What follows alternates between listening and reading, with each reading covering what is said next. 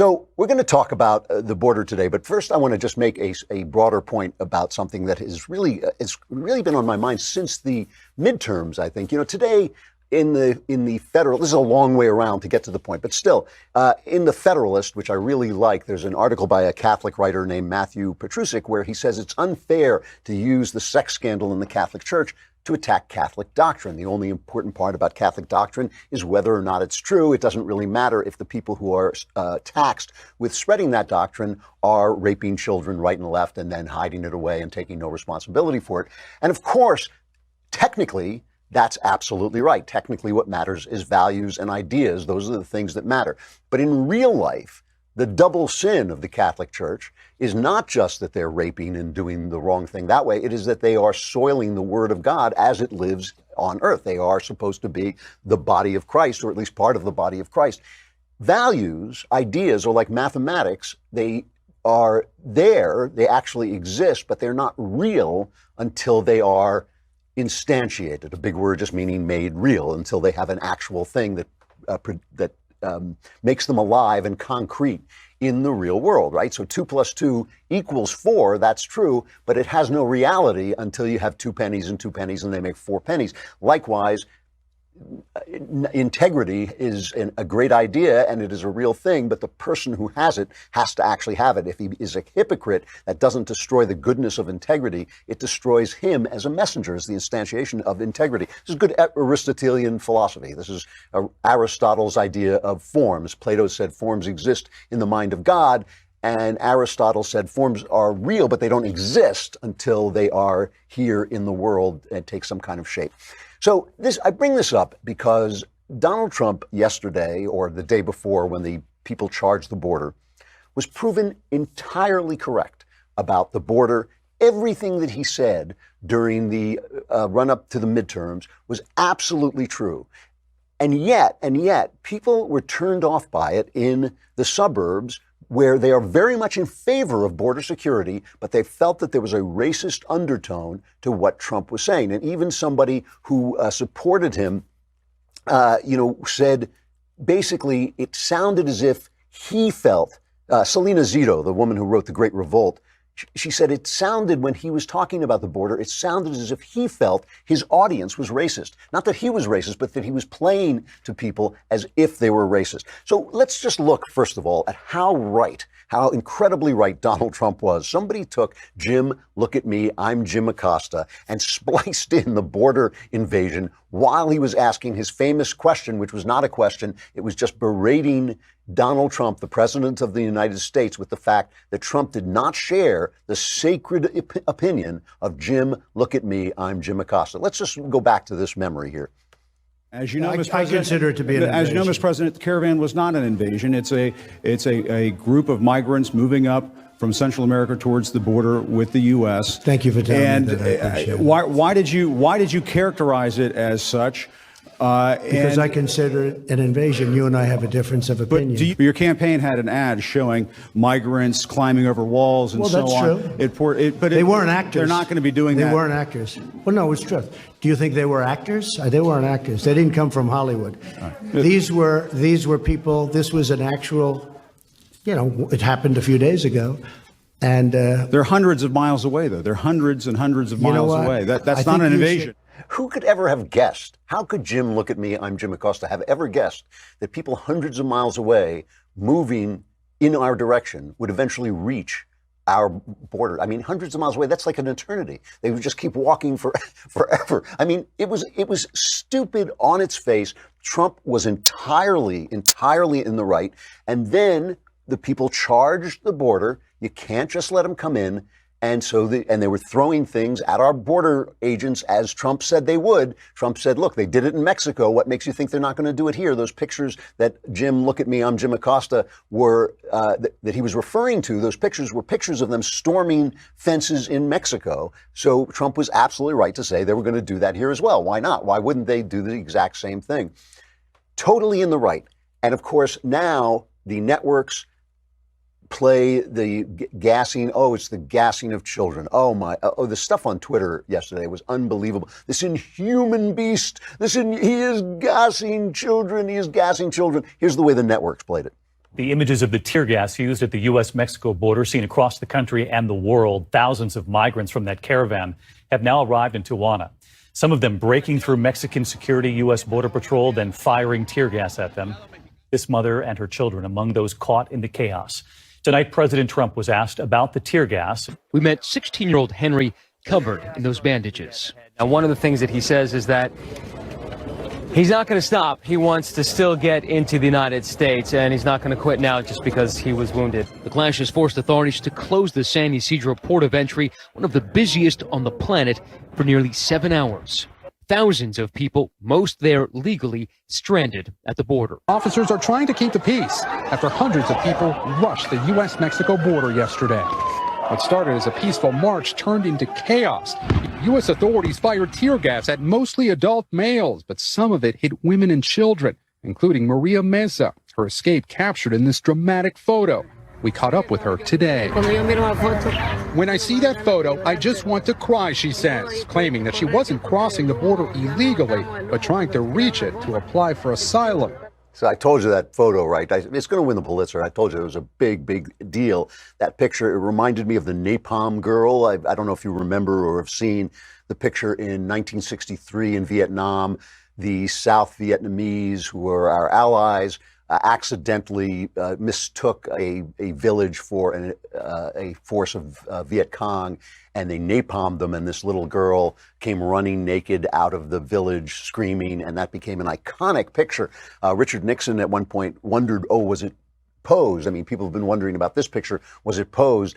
It doesn't matter. It doesn't matter. You know, as Boss Tweed once said about the cartoons that helped bring down his administration, people don't read, but they can look at the pictures, and that's what they're depending on here. And of course, you know, not only are, well, let's start with the tear gas. Let's start with this. The Washington Times has reported that the same tear gas agent that the Trump administration is taking heat for deploying against a border mob this weekend is actually used fairly frequently, including more than once a month during the later years of President Obama's administration, according to Homeland Security data. U.S. Customs and Border Protection has used what's called CS since 2010 and deployed it 26 times in fiscal 2012 and 27 times in 2013. The use dropped after that, but was still deployed 3 times in 2016, Mr. Obama's final full year in office. Use of CS rose again in fiscal 2017, which was split between Obama and Trump. So it's something they do so they don't have to kill people. They don't have to shoot them. They drive them back with the gas. And, you know, it's of course, it is absolutely infuriating to have Trump crucified for something that just was invisible during Obama's administration, just didn't happen.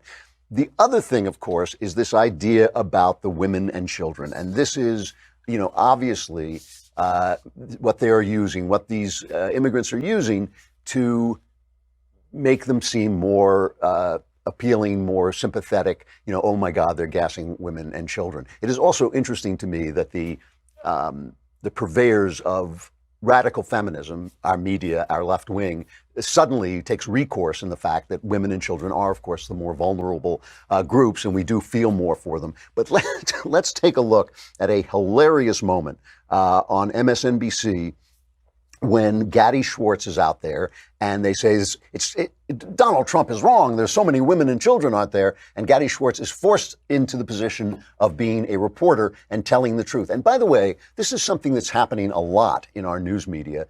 Reporters want to tell the truth. On the street, reporters often want to tell the truth. They are being forced not to tell the truth by the middle managers. This is what happened to Sharyl Attkisson. This is why she left CBS when they wouldn't let her report on Fast and Furious and other Obama scandals, because it was important that the Obama administration be scandal-free. Right? Remember, Obama must be scandal-free. Reporters often want to tell the truth. So here's a beautiful moment of left-wing MSNBC getting wrong-footed by a reporter's actual journalistic instincts. Some people look at these images and they listen to the president who says it's not women and children, it's stone cold criminals. So my first question is, you're in that tent camp. Besides that family, give us a profile of who is there mostly and what are they looking for? Because it seems as though, to your point, they don't actually have the necessary information so they know how to cross the border. There could be people yesterday who were running because they thought it was their only chance. Right. And it's very difficult because this has become such a polarizing issue. If we kind of take a walk, you'll be able to see for yourself. Again, this is the inner sanctum of the shelter. So you're going to see a lot of families here, a lot of women and children. But the truth is the majority of the people that are part of this caravan, especially outside, if we can make our way all the way over there, we'll show you the majority of them are men. So when this becomes a polarized political issue in the United States, you have people on one side that point and say, there are women and children here, and that is true. And then there are others who point and say these are men that are trying to cross the border, and that's true too. From what we've seen, the majority are actually men, and some of these men have not articulated that need for asylum. Instead, they have talked about, going to the United States for a better life and to find work. And remember, this is the other thing about the asylum law, right? The asylum law is you have to go for asylum to the first country, available country that you reach. So a lot of these people have turned down asylum in Mexico and already are not available. That means asylum here is not available to them. They're taking advantage of the law. The way they take advantage of the law is if they can get in, even break in illegally, if they then say, oh yes, but I'm here for asylum, they have to get a hearing. If they get a hearing, they have to be put they have to be confined or else they'll disappear into the country. So they have to be confined. If they're confined with children, after a while, the children have to be taken away from them. And that gives the left the chance to moan and cry about, oh, the children being pulled out of the loving hands of their parents who brought them into this place in the first place. It has nothing to do with Donald Trump. It was happening under Obama. It is Donald Trump obeying the law as he must. And it is infuriating. It is infuriating to watch the press, this dishonest press, try to pin something on Trump that is not, the only thing he's done here is tell the truth, except for one thing, which I'll get back to in a minute. But I just have to play just a couple of more pieces of, got a fly in our studio. Maybe he's running something. I shouldn't kill him, we'll lose the sound. But I have to play just two more clips of the press to show you some of the stuff that is actually going on in the reportage of this event. This absolute catastrophe for the press, the fact that everything Donald Trump said was right, everything they said was wrong. First, I got to play Alison Camerota, who just goes full idiot on this. She just decides this is what this needs is classic CNN analysis. This is CNN analysis kind of ramped up. It's the never go full CNN analysis because you'll be talking nonsense. And here is Alison Camerota talking absolute nonsense.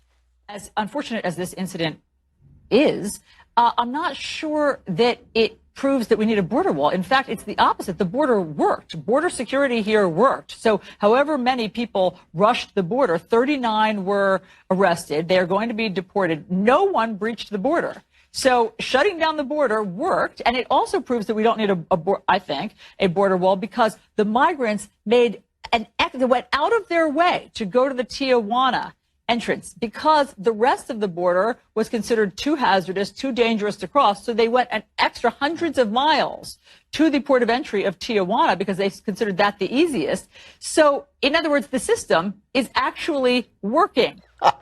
So never go full CNN, Allison. So the idea here is Trump is a monster for gassing women and children, but it worked, so we don't need the wall. That's basically the logic here. That is full CNN. Never do that. Never do it. But the wonderful thing, and this is again MSNBC. I mean, I never play MSNBC because there's no reason to make fun of a left-wing station for being left-wing. But this is kind of amazing. As Chris Matthews, like the little light bulb is going on. We played yesterday John Kerry and Hillary Clinton, who both finally understand that when you let people in, it gives credence to actual bigots. It gives credence to the hateful people who say, don't want Mexicans in. I mean, this to me has nothing to do with Mexicans. It only has to do with the rule of law. The rule of law is so important. It is what makes America America. It's what makes people equal when you are equal under the law. If the law is just what people want it to be, if it's just feels, and what we feel is right and good, then it's going to be different for each person, and we're no longer equal under the law. That is why the rule of law matters.